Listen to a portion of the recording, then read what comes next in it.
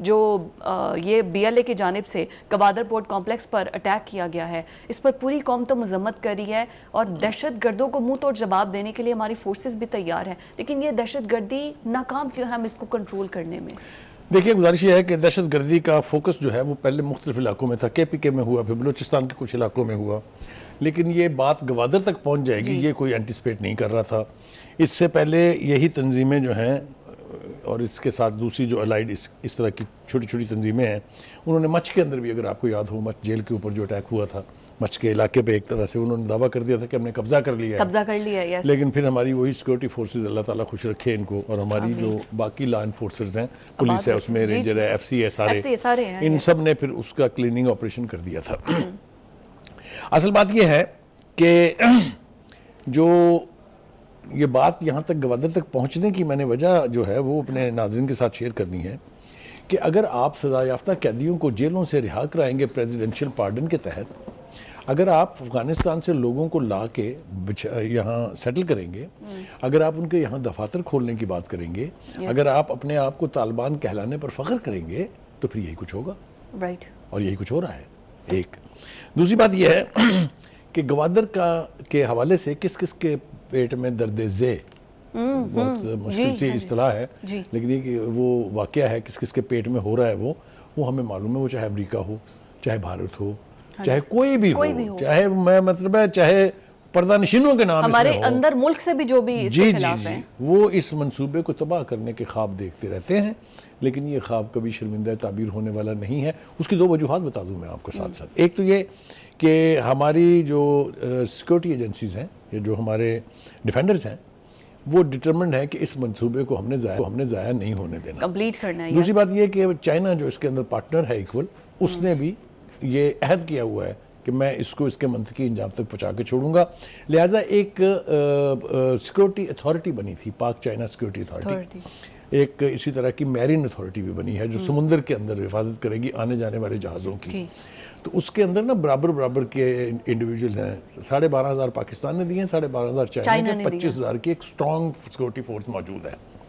جس نے حفاظت کری۔ وہاں جو انٹرنیشنل ایئرپورٹ بننے جا رہا ہے، جو پاکستان کا سب سے بڑا ایئرپورٹ ہوگا، جس پر مجھے کسی نے کہا کہ ایک دن میں 250 سے 300 تک فورن فلائٹس لینڈ کریں گی۔ بالکل ٹھیک جی، تو اس کی حفاظت کے لیے تیاری ہے مکمل، اور یہ آج کا جو حملہ ہے اس کو جس طریقے سے پسپا کیا گیا ہے، یہ اس بات کی نشاندہی کر رہا ہے کہ جناب اسی ویلے نہیں بیٹھے یا ہم لاپرواہ نہیں ہیں، ہمیں معلوم ہے کہ آپ نے ہمیں پڑھنا ہے، لہٰذا ہم آپ کو کوئک رسپانس دے کے ثابت کریں گے کہ ساڈے وال نہ آنے دی کوشش کرنا، ٹھیک ہے جی۔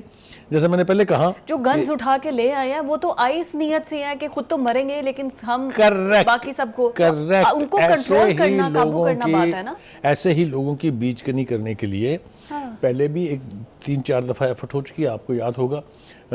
آپریشن ضرب اثر، آپ کو یاد ہوگا آپریشن رد الفساد، اور اس کے بعد سوات کا آپ ریکال کریں آپ، تو اس کے بعد کافی حد تک ہمیں نجات مل گئی تھی ان فتنوں سے، ان دہشت گردوں سے۔ میرے خیال سے ضرورت ہے ایک دفعہ پھر اسی نوعیت کا ایک سٹرونگ آپریشن کرنے کی، جس کی طرف ہمارے لاڈلے جو ہیں محسن نقوی صاحب ایز اے وزیر داخلہ، انہوں نے آج اشارہ بھی فرما دیا ہے۔ وہ نیکٹا اتھارٹی کے دفتر گئے تھے۔ نیکٹا ایک ایسی اتھارٹی ہے،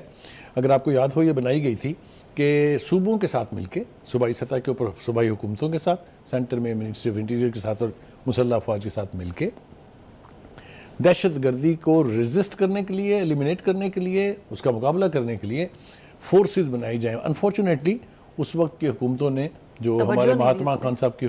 جب حکومت تھی اور حکومتیں تھیں، انہوں نے اس کے اوپر کوئی توجہ دینا ضروری نہیں سمجھا، اس لیے وہ اب محسن نقوی صاحب یہ کہہ رہے ہیں کہ اس کو ہم ری ایکٹیویٹ کریں گے، ری ایکوپ کریں گے، ری ٹرین کریں گے، اور اس کو فرنٹ فٹ کے اوپر لا کے لڑائیں گے دہشت گردوں کے خلاف۔ نیشنل ایکشن پلان کی جو کمیٹی ہے اس کا بھی اجلاس اگلے ہفتے طلب کر لیا۔ ایبسولوٹلی، دیکھیں محسن صاحب کے بارے میں ایک بات اسٹیبلش ہے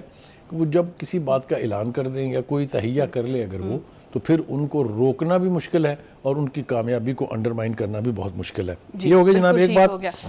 آگے ہم اگر IMF کی طرف چل پڑیں، دہشت گرد ایک دو جملہ اگر آپ مجھے پھر مزید کہہ لیں دیں۔ دیکھیں، سب سے بڑا چیلنج جو ہے وہ ان دہشت گردوں کی پاکستان کے اندر جو سہولت کاری ہے، جو ان کے سلیپر سیلز ہیں،